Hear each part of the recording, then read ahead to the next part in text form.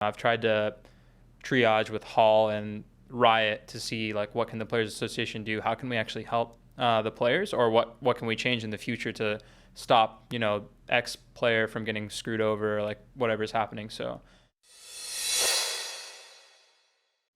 Hey guys, Parks Owsley here with the Shotcaller, joined by Darshan, the top laner for CLG.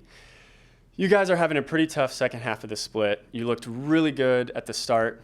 People were saying this is the comeback, who he was playing, a million different champions, and you were all looking very, very solid. It's been pretty tough since then, since around Rift Rivals timing.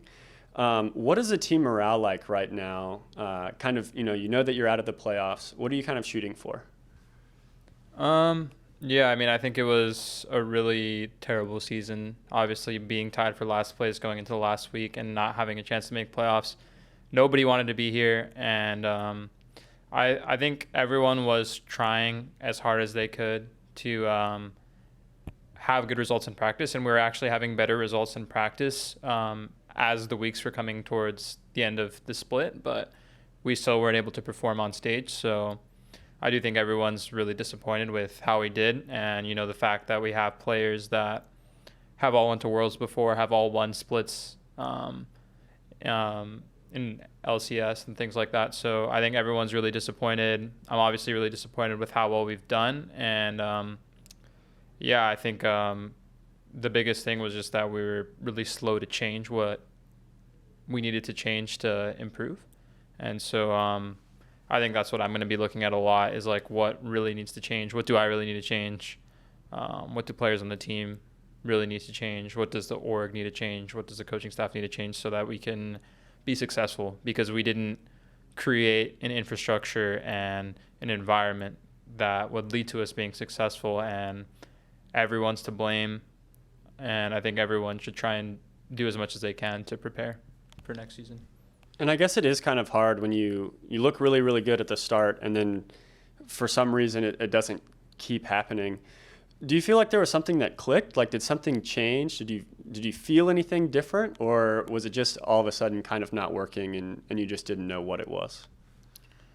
Well, I think we had similar poor results in Spring Split, and I just think we weren't able to solve our issues to perform well enough on stage, and I think that we'd have periods where we were performing a lot better in scrims. Like, I think these last 2 weeks, I think we were playing like the best we've ever played in practice, but when it came to stage, like, we're still making mistakes that are losing us games, and I don't think it's only about shot calling. I think there's a lot of little things that are kind of adding up, and I think that like what Cloud9 did, for example, is like they made drastic changes and kind of were able to perform as a result of that. And I think that we took less drastic changes and weren't able to improve. So maybe there's some aspects we can learn from them.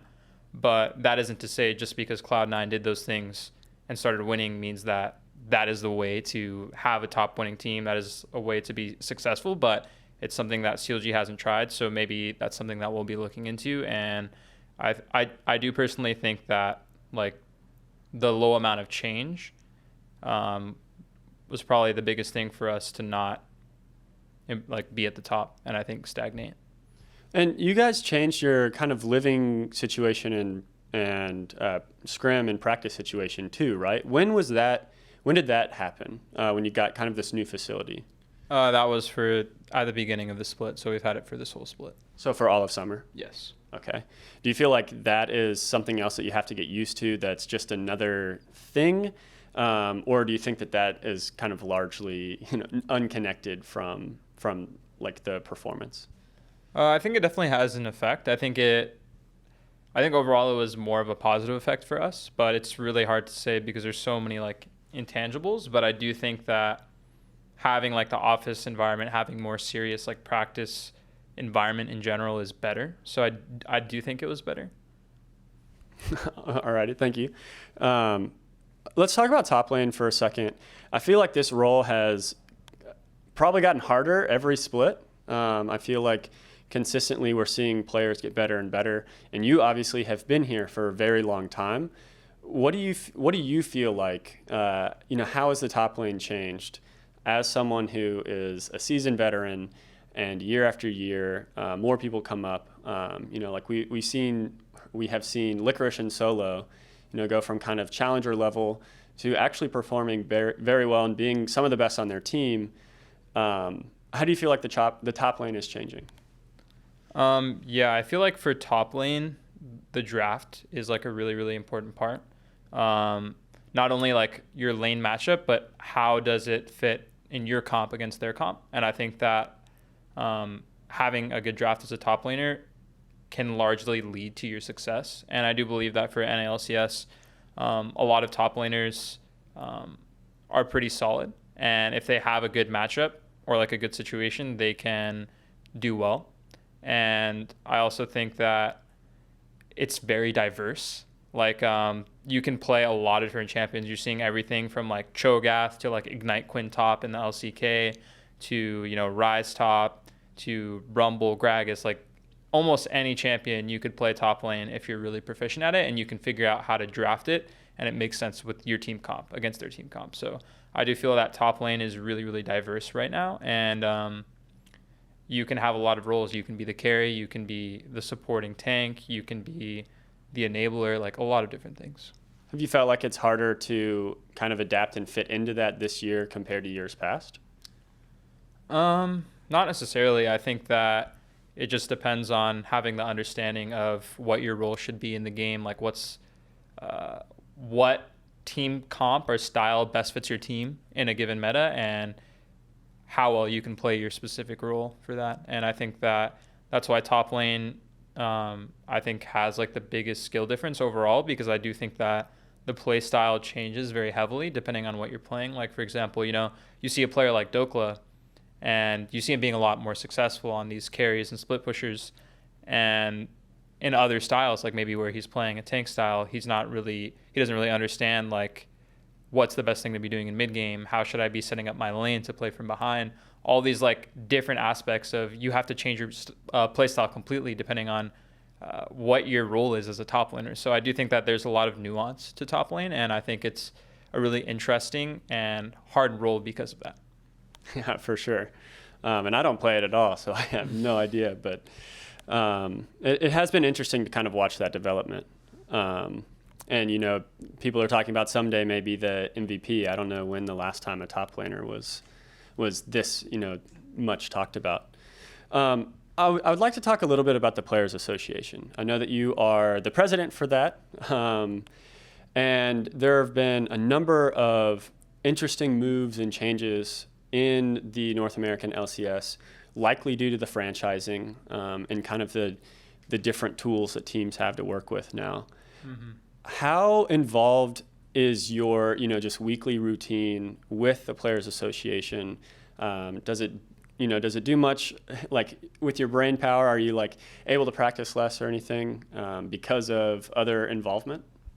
I wouldn't say it's a super huge time commitment. I think it really like varies on what's going on. I think we're having a big meeting tomorrow actually to finally like get everything figured out, the Constitution and a bunch of other documents that we're looking through. And then I think once we have that meeting and the Constitution is formalized, my role is I'm probably gonna be spending like more hours every month on the Players Association and how I can help and have an impact.